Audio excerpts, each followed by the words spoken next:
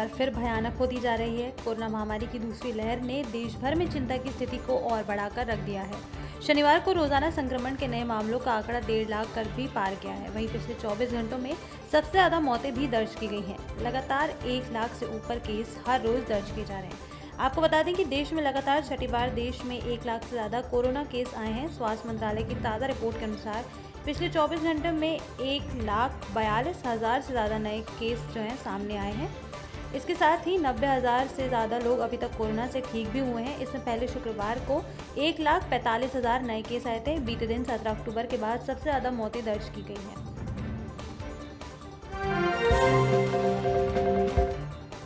जम्मू कश्मीर के शोपियां जिले में आतंकियों के साथ हुई मुठभेड़ में सुरक्षा बलों को बड़ी कामयाबी हासिल हुई है। शोपियां जिले के हादीपोरा में सुरक्षा बलों ने 3 आतंकियों को मार गिराया है। मारे गए आतंकियों में एक नाबालिग के होने की भी सूचना मिली है। आपको बता दें कि दक्षिण कश्मीर में शोपियां जिले के हादीपोरा में आतंकवादियों की मौजूदगी की सूचना मिलने पर सुरक्षा बलों ने घेराबंदी कर इलाके की तलाशी शुरू कर दी है, जिस दौरान आतंकवादी ने उन पर गोलियां चलाने लगे। इस पर सुरक्षाकर्मी ने जवाबी कार्रवाई की और इसमें 3 आतंकी ढेर हो गए।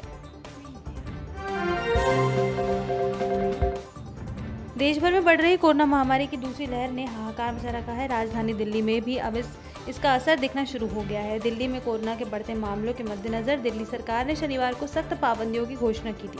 वहीं अब खबर आ रही है कि दिल्ली में लॉकडाउन लगाया जा सकता है। आपको बता दें कि रविवार को दिल्ली के मुख्यमंत्री अरविंद केजरीवाल ने प्रेस कॉन्फ्रेंस करके राज्य में कोरोना संकट को लेकर बात की। इस दौरान अरविंद केजरीवाल ने कोरोना वायरस संकट से निपटने के लिए लोगों के सहयोग करने की अपील की है।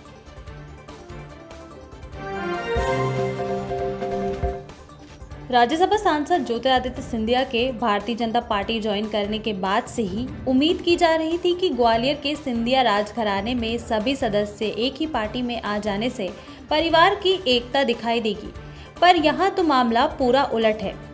ज्योतिरादित्य सिंधिया राजस्थान में अपनी बुआ वसुंधरा राजे को नुकसान पहुँचाने जा रहे हैं और इस नुकसान की वजह है बीजेपी। दरअसल ये मामला है सहाड़ा सीट पर हो रहे विधानसभा उपचुनाव का। इस विधानसभा क्षेत्र से सिंधिया परिवार का पुराना नाता है।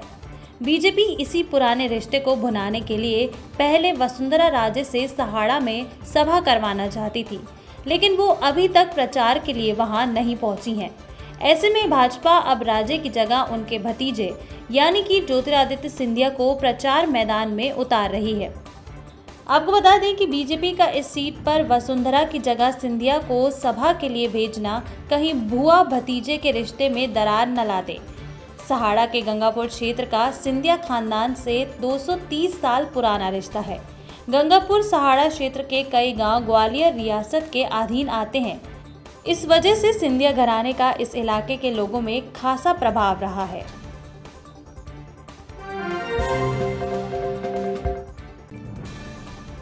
कोरोना वैश्विक महामारी की दूसरी लहर ने मध्य प्रदेश में भी अपना विकराल रूप दिखाया है। इसी के चलते मध्य प्रदेश के मुख्यमंत्री शिवराज सिंह चौहान ने छिंदवाड़ा में 8 दिन और पूरे प्रदेश में दमोह को छोड़कर 2 दिन का लॉकडाउन लगाया है। रायसेन में लॉकडाउन के दौरान पुलिस पूरी तरह से मुस्तैद नजर आ रही है। घर से निकल रहे लोगों से पूछताछ कर रही है और अपील कर रही है कि अगर जरूरी हो तभी घर से निकलें, अन्यथा घर से बाहर ना निकलें और लॉकडाउन का पालन करें।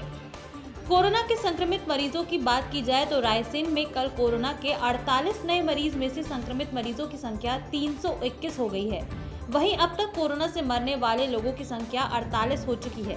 पुलिस के जवान चेक चौराहों पर घर से बाहर निकलने वाले लोगों को रोककर उनके घर से निकलने का कारण पूछ रहे हैं और सोशल डिस्टेंसिंग, मास्क लगाने और घर में रहकर लॉकडाउन का पालन करने की बात कर रहे हैं। स्पेशली ये नगरीय क्षेत्र में कंप्लीट लॉकडाउन रहेगा। ग्रामीण क्षेत्र में इसका उतना प्रभाव नहीं है। बावजूद इसके तमाम जगह ये मैसेज दिया जा रहा है कि लोग कोविड की जो गाइडलाइन है उसका पालन करें, सोशल डिस्टेंसिंग का ख्याल रखें, समय समय पे हाथ सैनिटाइज करते रहें और जो शासन के निर्देश जारी हुए हैं उनका अक्षरशः पालन किया जावे। मध्य प्रदेश के स्वास्थ्य मंत्री डॉक्टर प्रभुराम चौधरी पिछला विधानसभा उपचुनाव रिकॉर्ड मतों से जीते थे। इतनी बड़ी जीत तो उन्हें तब हासिल नहीं हुई थी जब वो कांग्रेस के चुनाव चिन्ह से चुनाव लड़ते थे, पर बीजेपी के टिकट से उपचुनाव लड़ा और जीत का रिकॉर्ड बना डाला। ज्योतिरादित्य सिंधिया समर्थक हैं। दल बदल कर उन्हीं के साथ बीजेपी में आए हैं। चुनाव जीतने से पहले ही प्रभुराम चौधरी को मंत्री पद भी मिल गया। स्वास्थ्य जैसा अहम महकमा भी उन्हीं के खाते में गया। अब वही महकमा प्रभुराम चौधरी की मुश्किल बन सकता है। दरअसल प्रदेश में कोरोना तेजी से पैर पसार रहा है। हालात दिन प्रतिदिन बिगड़ते जा रहे हैं। प्रदेश में अधिकांश जगह से दवा खत्म होने या ऑक्सीजन का पर्याप्त सप्लाई नहीं होने की खबरें आ रही हैं। इस बीच कोई मैदान में डटा हुआ नजर आ रहा है तो सिर्फ मुख्यमंत्री शिवराज सिंह चौहान। उनके अलावा कोई भी मंत्री फिलहाल कोरोना की जंग में उतना एक्टिव नजर नहीं आ रहा। ऐसे में स्वास्थ्य मंत्री पर सवाल उठना लाजमी है कि जब प्रदेश के हालात इतने खराब हैं तो स्वास्थ्य मंत्री कहां हैं और क्या कर रहे हैं। खास तौर से कांग्रेस ऐसे सवाल उठाने में सबसे आगे है। कांग्रेस ने हाल ही में एक ट्वीट किया है कि प्रभुराम चौधरी ने ये पद संभालने के बाद से क्या किया। इस ट्वीट के माध्यम से आरोप भी लगाया गया कि सिवाय अपनी पत्नी का प्रमोशन कराने के चौधरी ने क्या किया, जिसके बाद उम्मीद जताई जा रही है कि कम से कम अब तो प्रभुराम चौधरी एक्टिव नजर आएंगे और कोरोना की जंग में जनता के मददगार बनेंगे। कांग्रेस नेता गोविंद सिंह बेहद नाराज बताए जा रहे हैं। कमलनाथ सरकार में मंत्री रहे और दिग्विजय सिंह के समर्थक गोविंद सिंह की नाराजगी से पूरी कांग्रेस में बवाल मचा हुआ है। इस नाराजगी का कारण क्या हो सकता है, ये बड़ा सवाल है। ज्योतिरादित्य सिंधिया के कांग्रेस छोड़ने के बाद ग्वालियर चंबल में गोविंद सिंह ही कांग्रेस के बड़े नेता बचे हैं। ऐसे में उनकी नाराजगी मायने रखती है। हालांकि गोविंद सिंह लगातार साइडलाइन होते नजर आ रहे हैं। अक्सर ये अटकलें भी सुनाई देती रही कि दिग्गी समर्थक होने के नाते कमलनाथ की कमान में उन्हें पीछे धकेला जा रहा है। शायद यही उनकी नाराजगी की वजह भी है, जो इस बार सतह पर आ गई है। दरअसल गोविंद सिंह ने हाल ही में कुछ ऐसा कहा है जिससे उनकी पार्टी के प्रति नाराजगी बताया जा रहा है। हालांकि उन्होंने टिप्पणी बीजेपी सरकार पर की है। डॉक्टर गोविंद सिंह ने कहा कि पूरे प्रदेश में कोरोना फैल रहा है, इसके बावजूद दमोह में इसका कोई असर नहीं दिख रहा। सिंह का इशारा इस और था कि पूरे प्रदेश में कोरोना का कहर है, लेकिन दमोह में चुनाव के चलते वहां कोई गाइडलाइन का पालन नहीं हो रहा। गोविंद सिंह के इस बयान पर बीजेपी ने चुटकी ली है। बीजेपी का कहना है कि दमोह उपचुनाव में डॉक्टर गोविंद सिंह को कोई तवज्जो नहीं दी जा रही। यही वजह है कि वो इस तरह की बयानबाजी कर रहे हैं।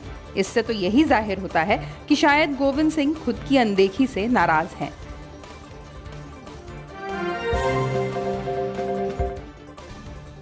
रायसेन जिले के बुराश उदयपुरा निवासी 80 वर्षीय वृद्ध बाबूलाल जकनया 16 वर्ष पहले से मां नर्मदा की सेवा में लग गए हैं। इनके द्वारा 16 वर्ष से निरंतर मां नर्मदा के तटों पर साफ सफाई की जा रही है। सुबह से शाम तक साफ सफाई करते हैं। मां नर्मदा के तट को साफ सुंदर स्वच्छ बनाते हुए जरा भी कचरा घाट पर पड़ा नहीं रहने देते। सुबह से शाम तक नर्मदा तट पर इनको साफ सफाई करते देखा जा सकता है। 80 वर्षीय वृद्ध बाबूलाल जकनया मां नर्मदा भक्त ने बताया, माई की कृपा है कि 16 वर्ष से साफ सफाई कर रहे हैं। सेवा करने से इनकी जिंदगी बहुत अच्छी हो गई है। इनके पास पहले 2 बैल हुआ करते थे, आज 2 ट्रैक्टर, कार, जीप सब है। मकान 2-3 बन गए हैं। इतनी उम्र में भी पहलवान है। सेवा करने से थकान नहीं होती, शरीर और मजबूत होता जा रहा है। इनके विषय में जब कलेक्टर को जानकारी दी तो कलेक्टर भी धन्यवाद और इनका सम्मान करने की बात से पीछे नहीं हटे। रायसेन कलेक्टर उमाशंकर भार्गव ने कहा, धन्यवाद और उनका स्वागत करना चाहता हूँ। निश्चित रूप से हम उनका सम्मान भी आगे करेंगे। नर्मदा पवित्र नदी है, साफ सफाई रख रहे हैं, इससे अच्छा और कोई संदेश नहीं हो सकता। हम सबको इनसे सीख लेनी चाहिए। नदी के घाटों पर गंदगी ना फैलाएं, शहरों में गंदगी ना फैलाएं।